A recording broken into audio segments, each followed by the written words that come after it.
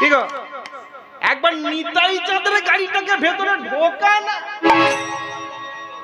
ও মাছ মাংস পেঁয়াজ রসুন কাংড়া কে কোন দিকে ছুট মারবে আপনাকে?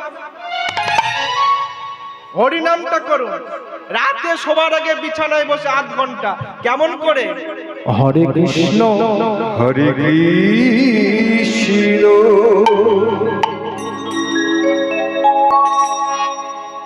তবে মা একলা একলা করলে হবে না, একা একা নাহি হয় রস আস্বাদন, এই রস আস্বাদন হেতু 2 দেহ ধারণ।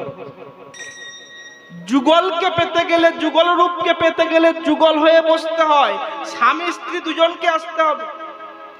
শুধু কারেন্ট টানলে আলো জ্বলবে না মা। 440 লাইন টেনেছেন, অথচ লাইটটা জ্বলছে না। লাইটটা জ্বলবে কি করে? এদিকে আর্থিংটাকে ফাঁকা যায়,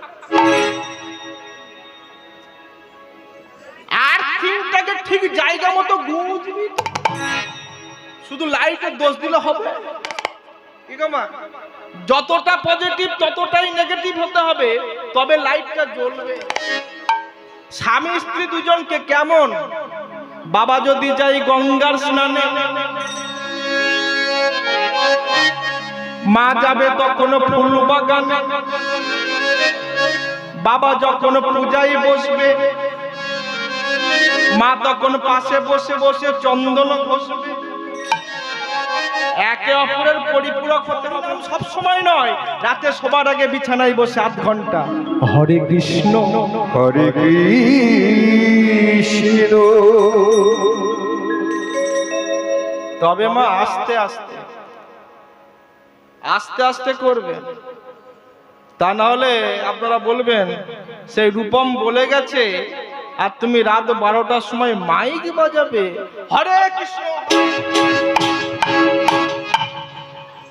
আর পাশের বাড়ির লোকটা হয়তো সবে ভ্যান চালিয়ে এসে একটু ঘুমিয়ে পড়েছে, হ্যাঁ, তোমার ভজনের ঠেলায় যদি তার একবার ঘুম ভেঙে যাও, পেটাপিটি শেষ থাকবে।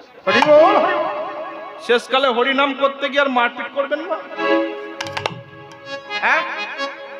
আপন ভজন কথা না কহিও যথা তথা, আপনি আপন হইতে হইও সাবধান। ভজন কাউকে দেখাতে যাবেন না, লোক দেখানো ভজন কোনোদিন করতে যাবেন না। আপনি যখন টাকা গণেন লোককে দেখিয়ে দেখিয়ে গণেন, আমি যখন টাকা গণবো লোককে দেখিয়ে দেখিয়ে গণবো। আর যদি পকেট মেরে দেয়,